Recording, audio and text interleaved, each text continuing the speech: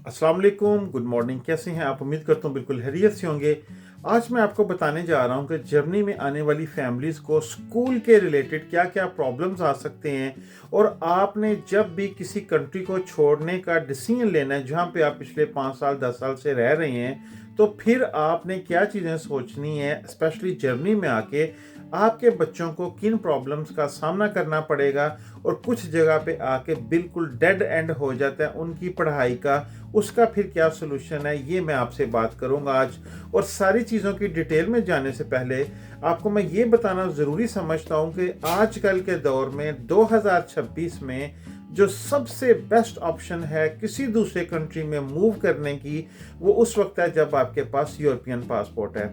अगर आप European passport के साथ नहीं हैं तो आप अपनी फैमिली को, पहले आप खुद आए हैं, आपने अपना रेजिडेंस कार्ड चेंज करवाया है, फिर आप अपनी फैमिली को लेके आए हैं, फिर उनको 1 साल का रेजिडेंस कार्ड जर्मनी का मिला है, और इतनी देर में जो पीछे वाला जिस कंट्री से आप मूव हुए हैं वो रेजिडेंस कार्ड आपका रीन्यू करवाने वाला था, वो ख़त्म हो गया है, वो टेम्परेरी था, वो परमानेंट था।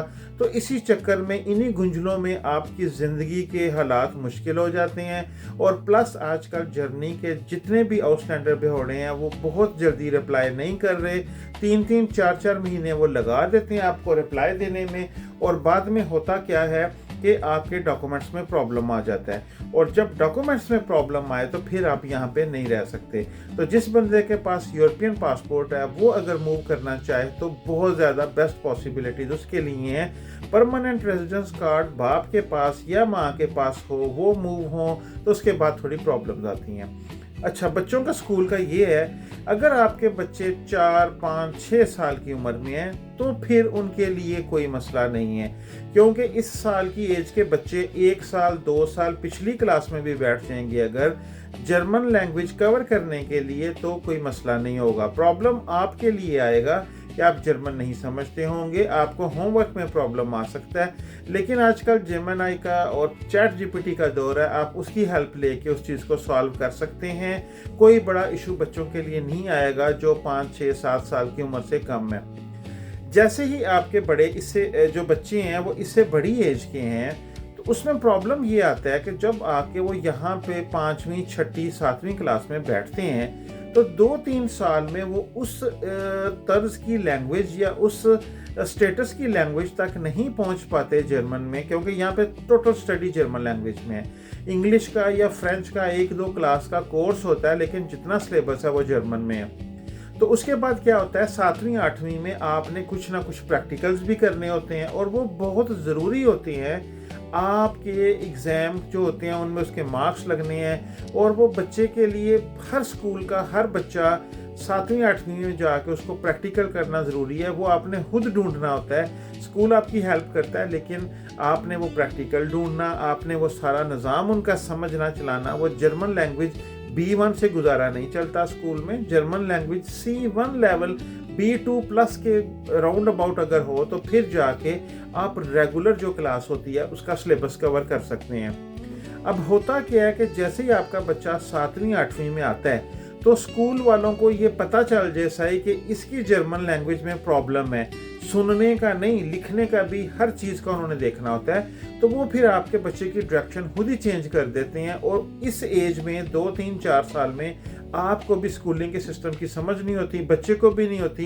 वो पहले ही इतना स्ट्रेस्ड आउट हुआ होता है स्कूल से, सिलेबस से, लैंग्वेज चेंज से, नए दोस्तों से, कोई भी दोस्त ना बनने की वजह से।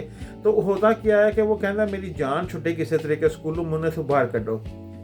और जब 7वीं 8वीं तक आपका बच्चा अच्छी जर्मन नहीं बोलेगा तो फिर स्कूल आपके बच्चे को हाउप्टशुले का सर्टिफिकेट जिसे हम कहते हैं, जिसे हम एसो सेगुंडारियो कह सकते हैं स्पेन में, 8वीं क्लास का पाकिस्तानी ज़ुबान में सर्टिफिकेट दे के स्कूल से फारिग कर देते हैं और कहते हैं कि आप बेरूफशुले की तरफ जा सकते हैं।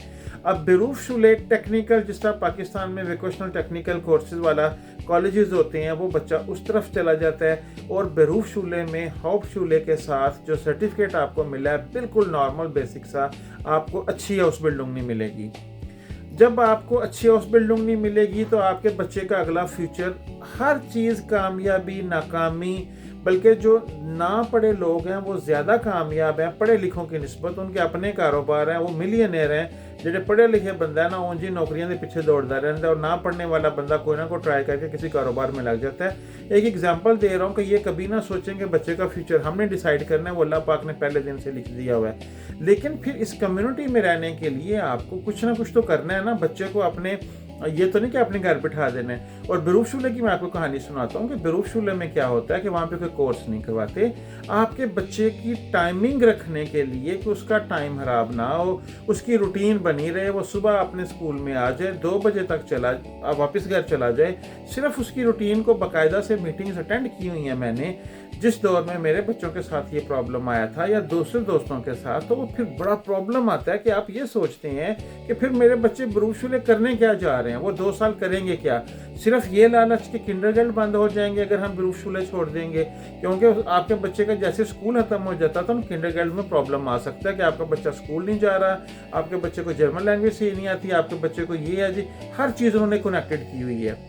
तो फिर उस चीज़ से बचने के लिए उसका बेहतरीन हल है कि जिन बंदों के बच्चे जो हैं वो स्पेन के लिहाज से हम एसो क्वार्तो कहते हैं, जिसे हम एसो क्वार्तो के उन्होंने एसो कंप्लीट कर लिया है, पाकिस्तानी मैट्रिक है, और जर्मनी के लिहाज से हम उससे कहेंगे रियाल शुले, कि जिन्होंने रियाल शुले कर लिया हुआ है ना, वो इस कंट्री में आके अपने डिप्लोमास चेंज कर लें। अब मेरे बच्चे स्पेन से एसो क्वार्तो करके आए, यहाँ पे आके हमने वो डिप्लोमास चेंज कर लिए। उसकी बेस पे जब आप जाके कहीं पे हाउस बिल्डिंग ढूंढेंगे ना, तो आपके 15 to 20% चांसेस बन जाते हैं कि आप इसकी बजाय फाहाबी टूर आगे बेचरा, तो जिसे हम स्पेन में कहते हैं या पाकिस्तान में इंटरमीडिएट कहते हैं, कि उसकी तरफ जाए, या उसको दाखला नहीं मिल रहा। मैंने 50 कॉलेजों में जाके पता किया है, मेन प्रॉब्लम्स क्या आती हैं कि वो कहते हैं जी हमारे सेशंस बंद हो गए हुए हैं, हमारे पास टाइमिंग नहीं है, हमारी जिस लाइन में आप पढ़ना चाहते हैं वेटिंग लिस्ट में बहुत ज़्यादा है। तो फिर आप कोशिश करें हाउस बिल्डिंग ढूंढें। अब हाउस बिल्डिंग में क्या प्रॉब्लम आती है कि मैंने आपको बता दिया कि हाउस शूले करने से आपके बच्चे को हाउस बिल्डिंग अच्छी नहीं मिलेगी।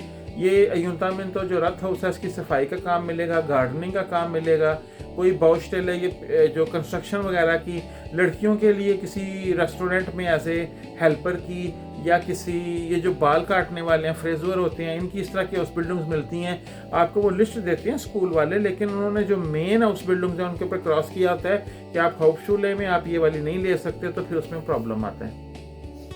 अब दूसरे कंट्रीज़ में ये वो बच्चे हैं जो 7वीं 8वीं में, अब 6ठी 7वीं 8वीं में आके बच्चे कवर कर दें, प्रोफेशनल लैंग्वेज तक आ जाएं, तो मैं कहता हूँ बहुत बड़ी लक है। और मैं सलूट करता हूँ उन बच्चों की मेहनत को जिन्होंने इतनी मेहनत करके अपने आप को इस काबिल किया है कि वो जर्मन लैंग्वेज के स्टैंडर्ड पे आ गए हैं, ताकि वो रियल शूले के बजाय जिम्नाजियम में चले जाएं। और जिम्नाजियम में टोटल जो है इनके जर्मन बच्चे जाते हैं। हमारे लोगों को ज़्यादा वहाँ तक पहुँचने में बहुत प्रॉब्लम्स आती हैं, क्योंकि उनका टोटल स्ट्रक्चर पीछे से जो बेस है वो चेंज हो गई होती है। पाकिस्तान से बच्चा स्पेन, इटली, पुर्तगाल आता है, वहाँ पर 2-3 साल मार खाता है, ज़ुबान सीखता है, और जैसे सीखने की कोशिश होती है ऐसी परमानेंट कार्ड लेके या पासपोर्ट लेके ऐसे कहने नहीं यार यहाँ पे अच्छा नहीं, अगले मुल्क में चले जाएं। अगर आपने चेंज करना है मुल्क, तो आपके बच्चे अगर अपने कंट्रीज़ में उन्होंने 10वीं कर ली है, इसको क्वार्तो कर लिया है, मैट्रिक कर लिया है, रियल शूले कर लिया, तो फिर जर्मनी लेके आएँ, क्योंकि उसके बाद वो जर्मन लैंग्वेज भी सीखेंगे ना 2 साल, साथ साथ हाउस बिल्डिंग ढूंढते रहे, तो थोड़ी कदरे बेहतर उन्हें हाउस बिल्डिंग मिल जाएगी। ये कॉन्सेप्ट मैंने आपके साथ क्लियर करना था कि आपने अपने बच्चों को भी पूछना है कि ये इतना बड़ा एक स्टेप हम लेने लगे हैं, ये ना हो कि यहाँ पे आके वो बिल्कुल आइसोलेटेड हो जाए। उसकी वजह क्या है, आपने तो काम करना ही करना है। घर में पूरा दिन बैठ के आप जितनी मर्जी उनको समझा लें, जो मर्जी करें, या फिर उन्होंने गेम्स खेलनी है या उन्होंने टिकटॉक देखना है, क्योंकि आपको किसी किस्म का आजकल के दौर में स्कूल में फ्री कोर्स नहीं मिलना। क्योंकि जो पहले इंटीग्रेशन कोर्स था वो सारा गवर्नमेंट फंडेड होता था, अब नहीं है। अब आपने खुद पैसे देने हैं, और अगर किसी स्कूल में दाखिला लेना है तो पॉसिबल है कि वो आपको 1-2 साल पीछे रखें। और जर्मनी में एक और बड़ा कॉन्सेप्ट है, यहाँ पे एज के हिसाब से, अच्छा जी बच्चा इतनी देर का हो गया, आप स्कूल में नहीं बैठ सकता, अब बरूशूले जाएगा, अच्छा इतने साल का हो गया, अब ये नहीं कर सकता, वो करेगा। तो नए आने वाले पेरेंट्स का ये चीज़ देखना, और आपके इलाके में स्कूल्स का होना, इंस्टीट्यूट्स का होना, और यहाँ पे जो आर्बिट सेंटर है और जो ईहा का चैम्बर ऑफ कॉमर्स है, यंग बंदों को वो ही मैनेज करता है, लेकिन वो हेल्प को नहीं करता। मैं सारियाँ कुछ करके देख लिया। जो कुछ आपने करना है अपने जोरे बाजू पे और अल्लाह पाक की मदद से, माँ बाप को और बच्चों को दिन रात एक करके मेहनत करना पड़ती है, फिर जाके उस बिल्डिंग मिलती है यहाँ पे। और बाकी स्टडी करें, चैट जीपीटी का दौर है, वहाँ से भी हेल्प लें, लेकिन मैंने आपको जितनी बातें बताई हैं वो प्रैक्टिकल हैं। उम्मीद है कि अल्लाह पाक आपके लिए आसानी पैदा करेंगे। मुझे दुआ में याद